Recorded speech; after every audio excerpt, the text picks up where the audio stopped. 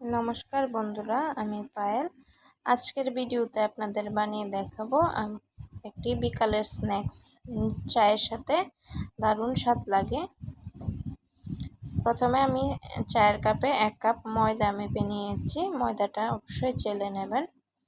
দিচ্ছি 1 চামচের মতো কালো জিরেটা আমি হাতে একটু ঘষে দিয়ে দিয়েছি। স্বাদ মতো আপনারা লবণটা দেবেন। ময়দার পরিমাণটা বেশি হলে লবণের পরিমাণটাও বেশি দিয়ে দেবেন। 2 চামচের মতো চিনি। আপনারা যদি নোনতা খেতে চান তাহলে চিনিটা অ্যাভয়েড করবেন। আমি একটু মিষ্টি নোনতা খেতে চাই, তাই চিনিটা অ্যাড করলাম। ভালো করে একটু মেখে নিচ্ছি। মেখে তারপরে তেল দিয়ে দিচ্ছি। এখানে আমি প্রায় 3 টেবিল চামচের মতো তেল দিয়ে দিয়েছি। তেলটা দিয়ে ভালো করে হাত দিয়ে মিশিয়ে নেব। ময়ানটা ভালো করে দেবেন, না হলে নাস্তাটা খেতে ভালো হবে না। অবশ্যই হাত দিয়ে ভালো করে ঘষে ঘষে ময়ানটা দিয়ে নেবেন। এখানে তেলের পরিমাণটা একটু বেশি লাগবে। এখন ময়দাগুলি আমি ভালো করে মেখে নিচ্ছি। ময়দাগুলো যখন দেখবেন হাতের মুঠে হচ্ছে, তখনই আপনি বুঝবেন যে ময়ানটা ঠিকঠাক হয়েছে। এবার হালকা কুসুম গরম জল দিয়ে আমি খামিরটা করে নেব। চাইলে নর্মাল জল দিয়েও করতে পারেন।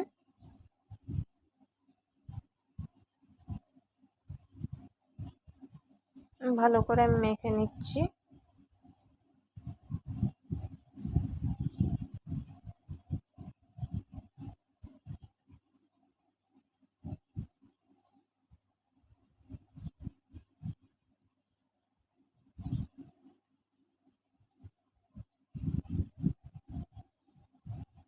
এখানে প্রায় আমার 2.5 কাপের মতো জল লেগেছে। দেখুন, আমি পুরো ময়দার খামিরটা তৈরি করে নিয়েছি।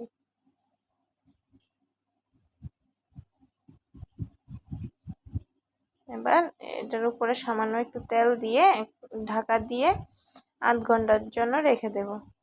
8 ঘন্টা পর দেখাচ্ছি।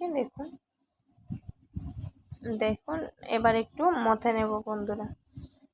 2-3 মিনিট মথে নেওয়ার পর আমি লেচি কেটে নিচ্ছি।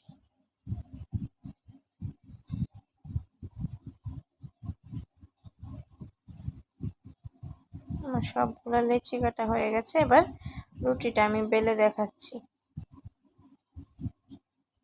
সামান্য একটু ময়দা দিয়ে দেবেন।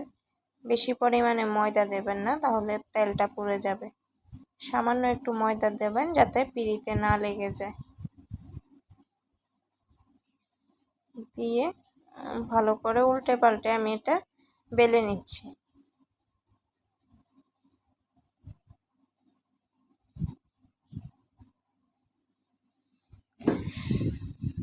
দেখুন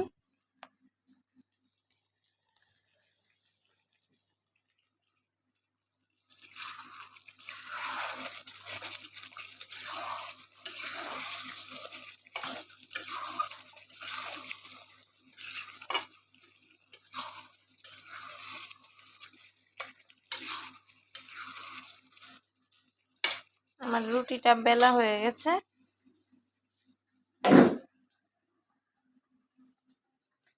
রুটিটা একটু পাতলা করে বেলবেন, বেশি ভারী করবেন না। এবার ছুরি দিয়ে আমি কেটে নিচ্ছি। সাইডটা আমি কেটে একটু সমান করে নিচ্ছি। সমান করার পর আমি লম্বালম্বি ভাবে ছুরি দিয়ে কেটে নিচ্ছি।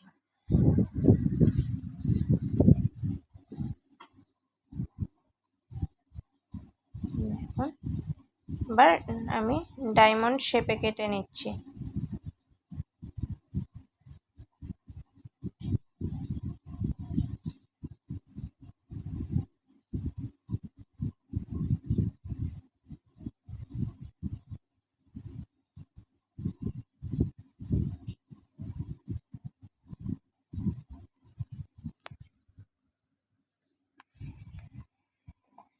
বন্ধুরা, আমার ভিডিওটি যদি আপনাদের ভালো লাগে অবশ্যই ভিডিওটিতে একটা লাইক, কমেন্ট এবং শেয়ার করবেন। আর চ্যানেলটি সাবস্ক্রাইব করার অনুরোধ রইল। আর আপনারা যদি ফেসবুক থেকে বন্ধুরা ভিডিওটি দেখে থাকেন তাহলে অবশ্যই পেজটি ফলো করার অনুরোধ রইল। এবার কড়াইতে আমি কিছুটা পরিমাণ সাদা তেল দিয়ে হালকা গরম করে নিয়েছি, বেশি গরম করা যাবে না। দিয়ে আমি নিমকিগুলি দিয়ে দিচ্ছি।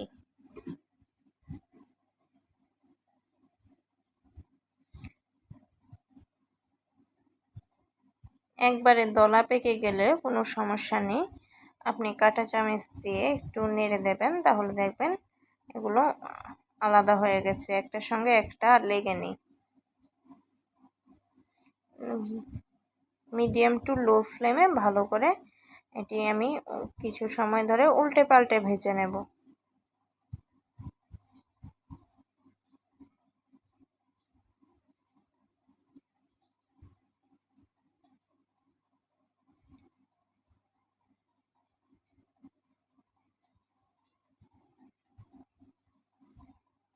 দেখুন আমি উল্টে পাল্টে সবগুলি সাইড ভেজে নিয়েছি। এবার উঠিয়ে নিচ্ছি।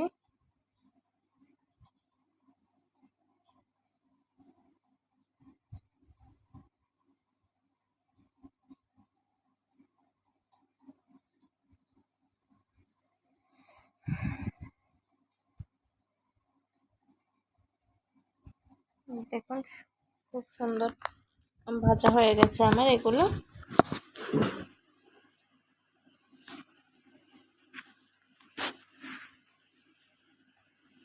আমি আরেকটা বেছে আপনাদের ভেজে দেখাচ্ছি। দেখুন আমার এগুলো কিন্তু দলা পেকে গেছে। দলা পেকে গেলে কোনো ভয়ের কোনো কারণ নেই,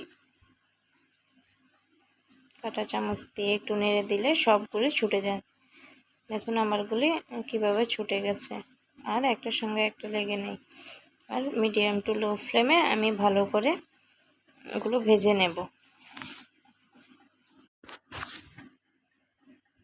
দেখুন আমি কিভাবে ভেজে নিচ্ছি। অবশ্যই উল্টে পাল্টে ভেজে নেবেন, না হলে একটা সাইড লাল লাল হয়ে যাবে আর একটা সাইড কাঁচাই থেকে যাবে।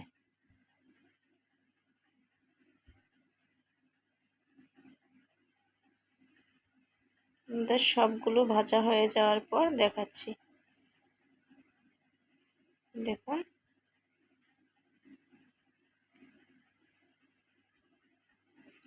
হাই হিটে ভাজবেন না, তাহলে এগুলি পুড়ে যাওয়ার সম্ভাবনা থাকে।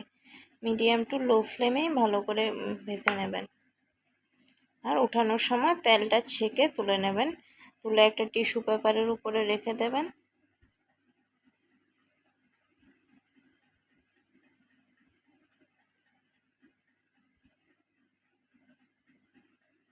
দেখুন বন্ধুরা আমার এগুলো কত ক্রিস্পি হয়েছে।